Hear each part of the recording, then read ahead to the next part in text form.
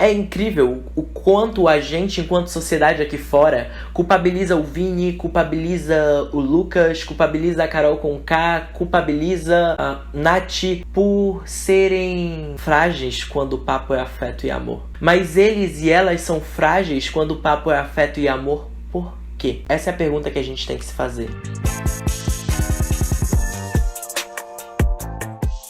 E não sei se vocês perceberam, mas os casos maiores de, abre aspas, surto por afeto no Big Brother são de pessoas negras. Porque não é um surto qualquer, não é um ódio qualquer, não é um sentimento por ter sido negado afeto, mas sim porque foi reiteradas vezes negado afeto. Essa questão não é sobre individual, ela é sobre coletivo. E quando a gente fala que ela é sobre coletivo, é justamente para que antes que você, pessoinha branca, que possa estar assistindo do outro lado da tela, já queira me tacar hate e falar: não, você tá defendendo o Vini porque isso, ou você tá defendendo a Nath porque isso, tá tentando passar pano. Não tô tentando passar pano pra nenhuma atitude deles, tá? Eu tenho minhas contradições com o Vini, tenho meus desacordos com a Nath, tenho meus desacordos com a Carol Conká, tenho meus desacordos com o Lucas, mas eu entendo que quando eles pontuam sobre solidão, eles estão pontuando sobre uma solidão que não é exclusivamente deles. E apesar de parecer que quando a gente fala sobre solidão negra, a gente tá falando somente sobre afeto romântico, não é só sobre isso. E aí que tá o grande fato.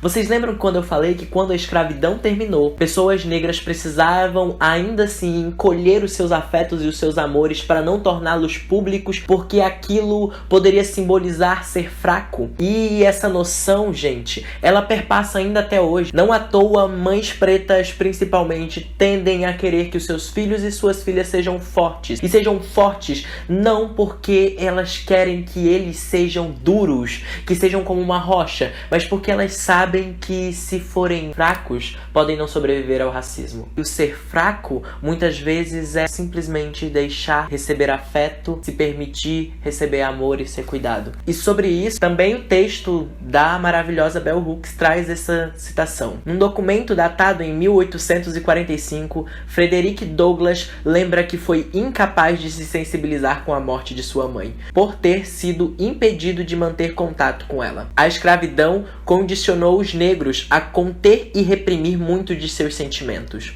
O fato de terem testemunhado o abuso diário de seus companheiros, o trabalho pesado, as punições cruéis, a fome fez com que se mostrassem solidários entre eles somente em situações de extrema necessidade, e tinham boas razões para imaginar que, caso contrário, seriam punidos. Então, gente, Bell Hooks vem justamente apontando isso pra gente, sobre a dificuldade de se mostrar afeto, porque o demonstrar afeto pode demonstrar fragilidade, e o demonstrar fragilidade frente a um sistema racista pode significar nossos corpos mortos. Outro trecho muito importante que Bell Hooks traz no texto é: reparava que minhas alunas se identificavam com um trecho na qual Hannah, uma mulher negra já adulta, pergunta à sua mãe, Eva: em algum momento você nos amou?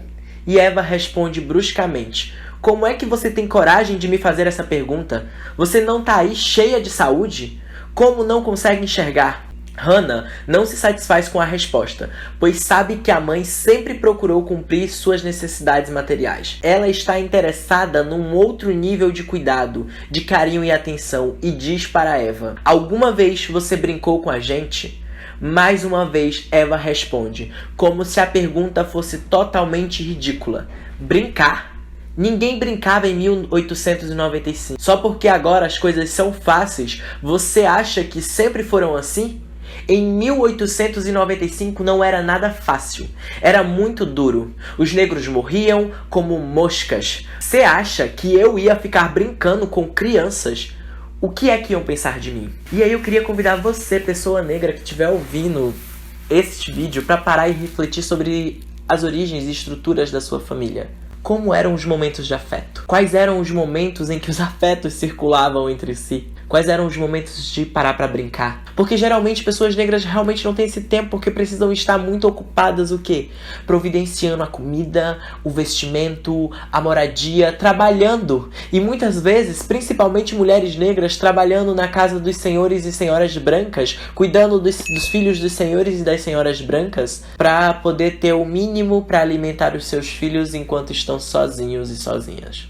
Então, gente, quando a gente fala sobre solidão negra, solidão da bicha negra afeminada, solidão da mulher preta, possíveis solidões vividas por masculinidades negras dissidentes, a gente não tá falando única e exclusivamente sobre afeto romântico. Não é só sobre você me dar ou não o seu afeto. É sobre o quanto as ausências de afeto que me cercam, que cercam os nossos corpos, em razão do racismo, podem modificar o nosso trajeto de vida, podem modificar as possibilidades de sermos ou não frágeis. E muitas das vezes a gente vai ter que responder à altura, porque foi somente assim que a gente foi ensinado.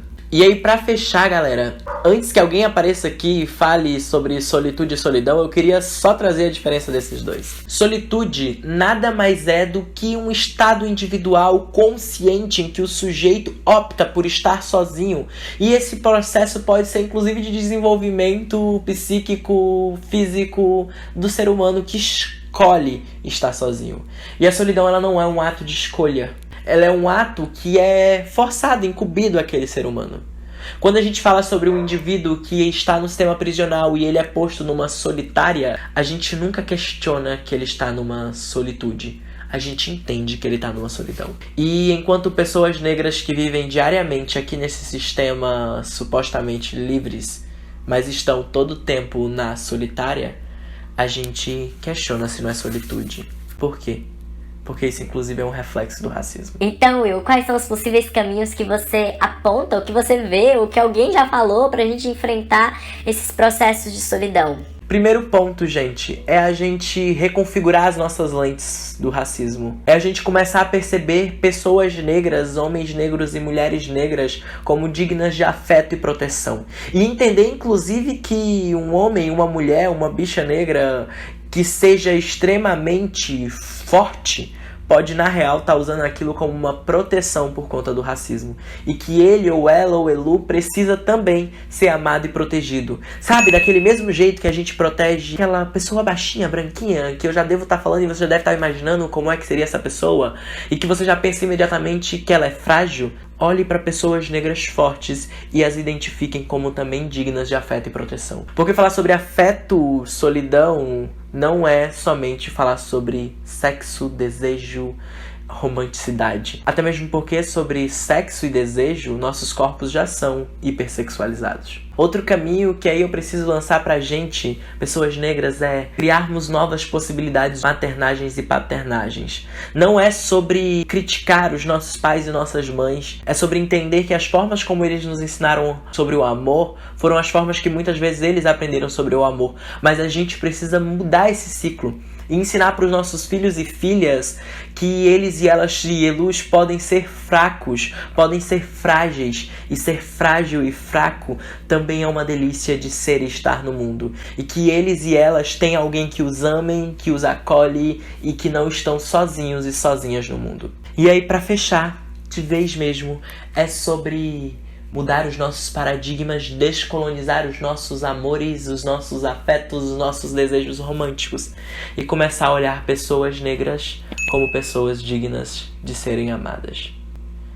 Porque, afinal de contas, corpos negros vivos não são somente corpos negros fortes. São corpos negros amáveis, porque nós somos dignos de afeto e amor. Beijinhos, tchau, tchau, se cuidem e até o próximo vídeo.